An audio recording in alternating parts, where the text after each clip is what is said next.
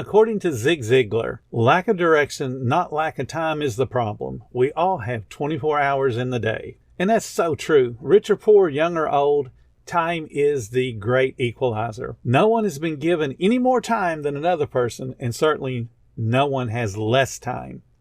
So let's talk about how you might be wasting time, and you might even not realize that you're doing it.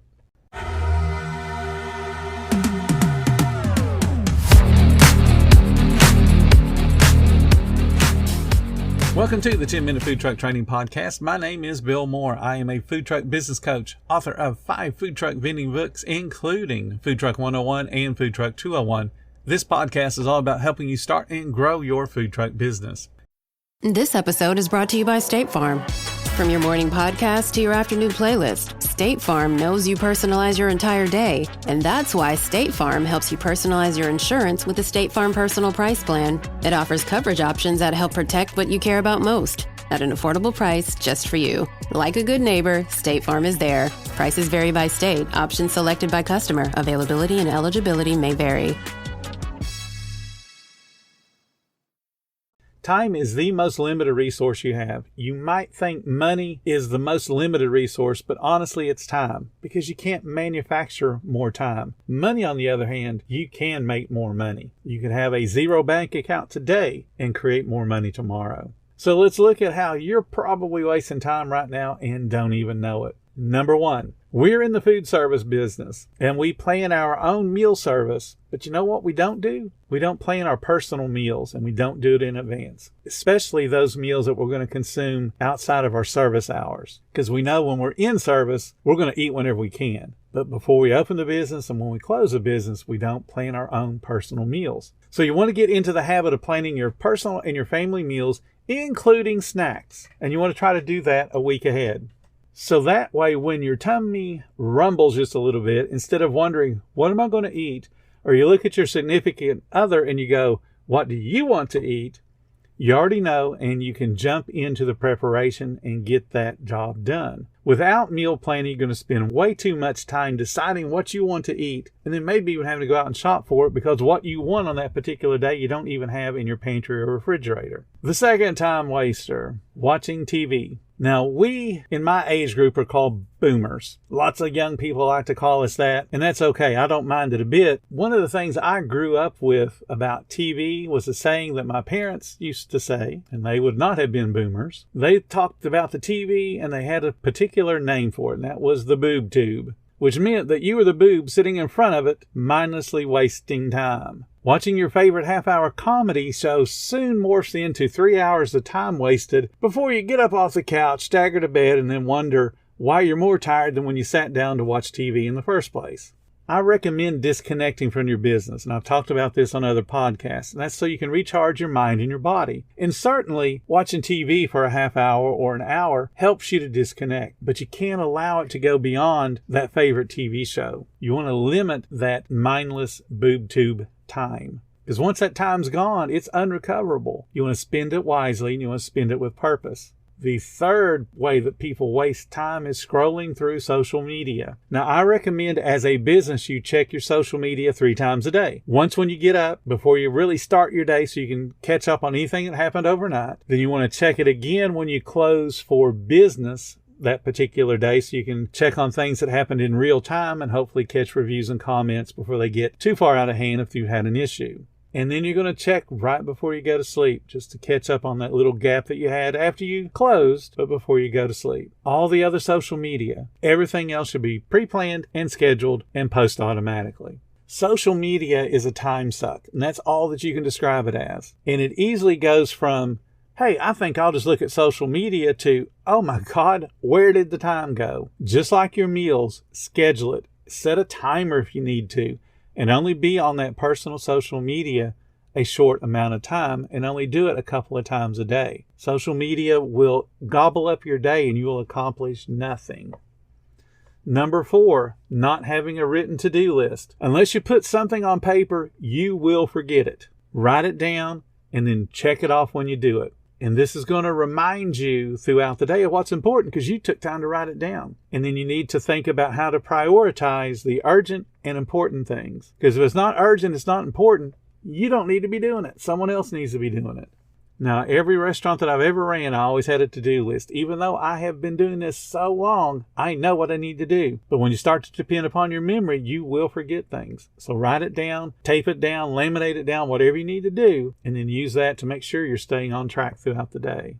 Not planning in advance is number 5. For example, what do you expect to do in sales today? You can't prep unless you have a sales projection. Otherwise, you're just guessing. How much do I need to buy today? Well, I don't know. I need 2 cases of that. That 2 cases should relate to some type of sales, and you should understand what kind of sales it should generate. So if you're buying 2 cases and it's going to generate potentially more sales than you could do in a single day, why are you buying 2 cases? Same with your prep. People look at their prep and go, we'll go ahead and do 10 pounds of onions today. Are you really going to sell 10 pounds? How many sandwiches does it take for you to use up 10 pounds? If you don't know those numbers, you're not planning. You're just guessing. Plan in advance. Number 6, procrastination. It has the word pro in it because everybody is so good at it. Stop putting off tasks that you really just don't like. As Larry the Cable Guy says, get her done. You will feel like you accomplished a whole lot more, and you'll feel a lot more energized because dreading something is just an energy suck. So if you got a task you got to do today and you really don't want to do it, but you have to, just get it out of the way right now. There's no point in putting it off. Procrastination just wastes your time. Either get it done today or just don't do it at all. If it's really that important to your business, you should have probably already done it anyway. If you don't really need to do it, then why are you wasting time thinking about it? Number 7, not being organized. I grew up with chickens. I watched my mom or my grandma kill chickens for dinner all the time. Every once in a while, grandma would take a hatchet, cut off its head. And if you've ever seen the nervous reaction, the chicken will run around literally with its head cut off. That's where that saying comes from. Sadly, too many food truck owners are exactly the same way. They're not efficient, they're not organized, they just waste time as if time grew on trees. As a food truck owner, you have to be organized. You have to plan ahead. You have to prepare, and then you have to grant yourself a little bit of wiggle room in anticipation of that one law that no one can get around, and that's Murphy's Law.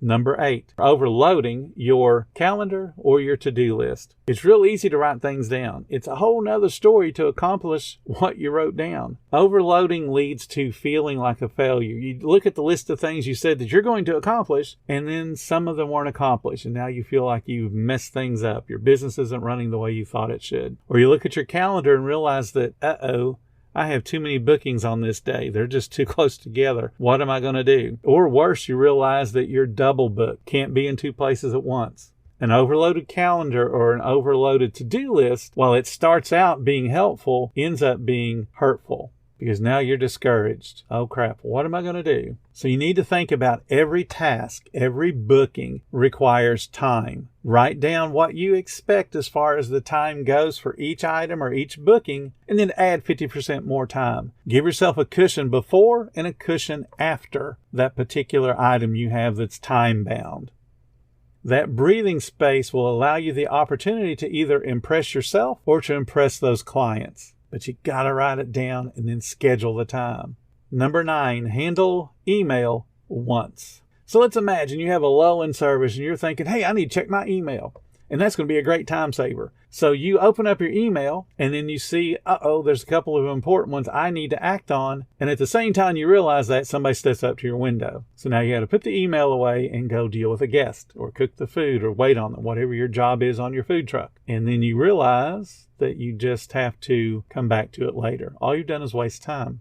Good intention, wasted time. Because what that means is you have to go back and then deal with that email, which effectively means you've handled it twice. Save yourself the time and only check email when you have time to handle it. Don't try to do it in between orders at lunchtime. Remember, read the email one time and either act on it or delete it. You don't need to come back to it. Number 10, multitasking. I'm going to tell you something that multitasking really means, and it's taken the world about 10 or 15 years to get around to it, because used to everybody wanted to multitask everything. What they're finding out is multitasking is a way of saying I'm really not doing anything properly. Multitasking has been shown to have negative effects on your ability to focus and concentrate on the single task at hand. You do one thing at a time and you do it well, or you don't do it at all.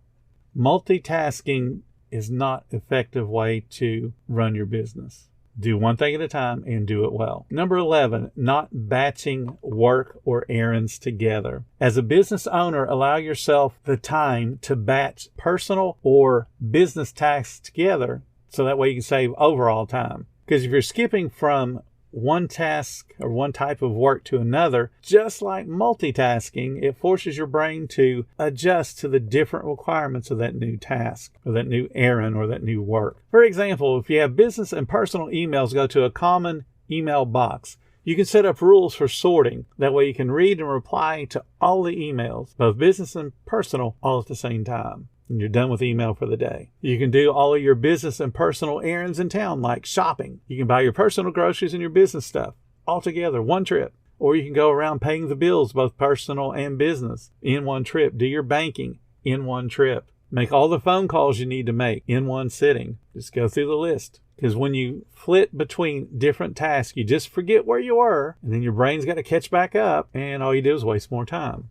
Prioritizing the wrong things is number 12. When you don't have an action plan, when you don't have a to-do list, when you don't have a set of written goals for your personal and your professional life, it's easy to give importance to the wrong item. You spend your time, you spend your energy pursuing these things when actually they may not be so important to you or the business in the long run. So just take a moment to review your priorities for the day, the week, the longer term, and then assess them regularly. It's like Stephen Covey said, the key is not to prioritize your schedule, but to schedule your priorities. Thank you so much for listening to the 10-Minute Food Truck Training Podcast. If you're finding all the information helpful to your food truck business, please become a monthly supporter of the podcast. Just hit the support button or follow the link in the description. Every little bit does help keep us going. Join our Facebook group. It's called Food Truck Training. We have a whole bunch of awesome members at all different levels, from brand new beginners to decades-old veterans. They've all got your back when it comes to helping you with your food truck. And again, thank you for listening. Come back tomorrow because I got plenty more to say when it comes to helping you and your food truck business grow.